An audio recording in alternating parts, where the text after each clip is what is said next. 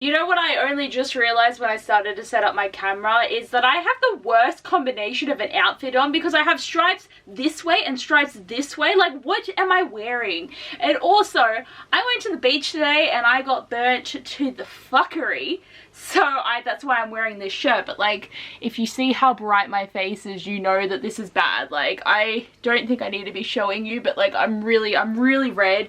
I feel really hot. But I needed to film these videos today because like I have a busy weekend planned and I want to try and get some videos uploaded. But I am here to talk about the magical readathon because even though I did my video like a couple of weeks ago, there is another readathon happening and it's a mini readathon and I'm really excited.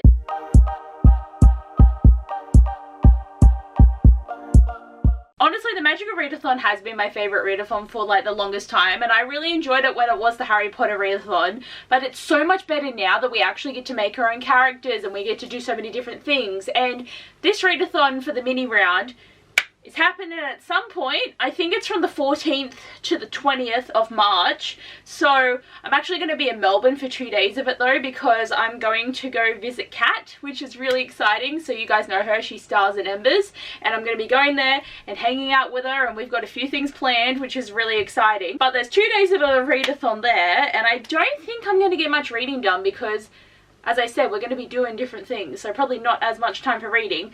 But I also, in that week, only have to work 1 day. So I think I can do it, and I only have to read 2 books. But I'm also getting concerned because I have a list of 8 books that I need to read now, and I read 3 books a month. So what am I meant to do? Because that's too many books to try and read in a month. I don't read that quickly anymore, so do I like have to not do some of my buddy reads or not read some of the Magical Readathon books? Like, I'm concerned about it. So like, bear with me, everyone who's going to be doing reading with me next month, because I'm probably not going to get anything done. But basically for this readathon, we are going to be picking our conducts and our legacy, and I've already picked mine and I will talk about it in a second. But there's only 2 books that you have to read, and then basically you're pretty much set up for the magical readathon. And as I said, I did my video a couple of weeks ago, so I still have 2 more prompts that I need to read to get my location and what species I am, so I still have 2 more to read. So there's 4 books that I need to read before I'm fully set up for the readathon.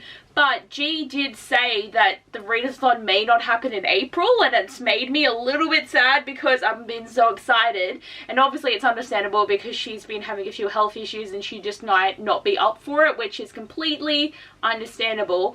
But I'm sad because in my reading journal I did put Opal's name in the April month, and now it may not be in April, but it also might be good for me because if it doesn't happen in April, then I've got a little bit more time to finish all this reading that I want to do next month.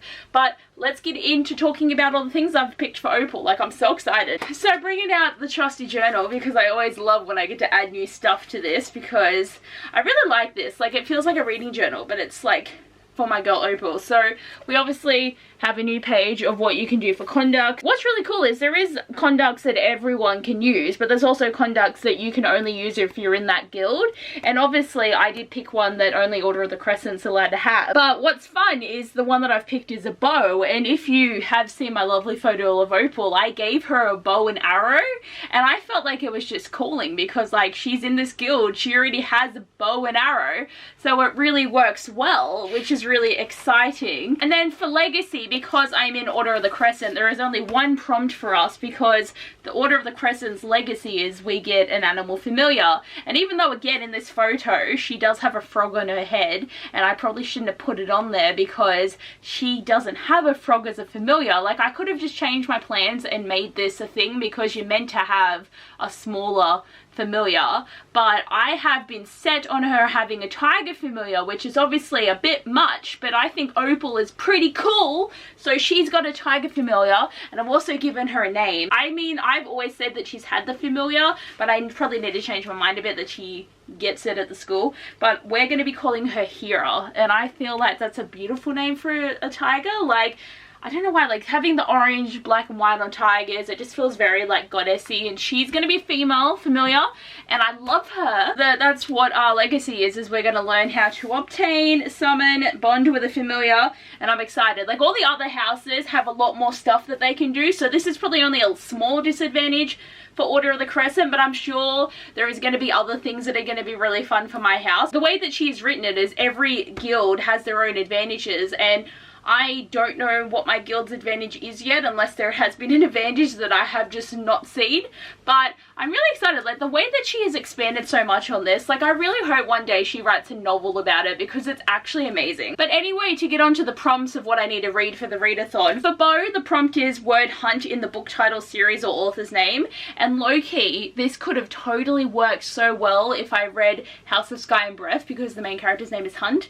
But as if I could read that book in a week, and I'm already reading it now and enjoying it so much. But what I do have is Meet Cute by Helena Hunting.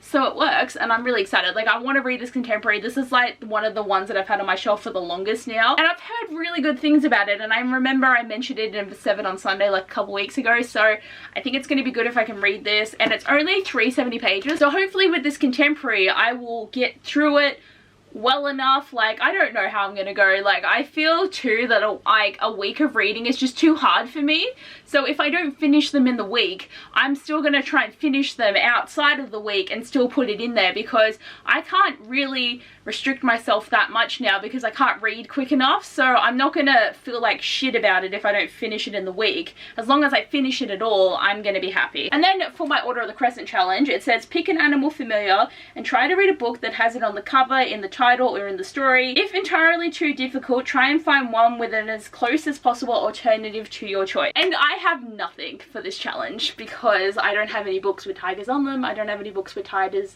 in the title or in whatever. But the only thing that's loosely based on anything is I have Unhooked by Lisa Maxwell, and this is a Peter Pan retelling. So Tiger Lily may be in this. I don't know if she will be, so this might be a total freaking fluke.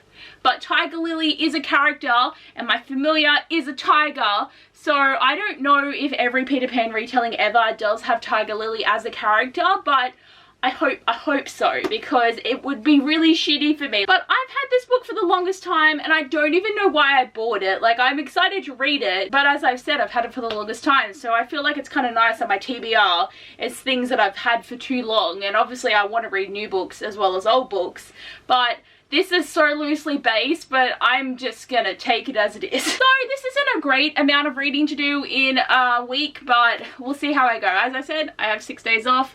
2 of them I will not be in the state that I live in, but I'm still excited about the trip. It's gonna be so good. Like, I'm starting to meet some of the people that I know from BookTube, and it's such a surreal experience, but I'm so here for it.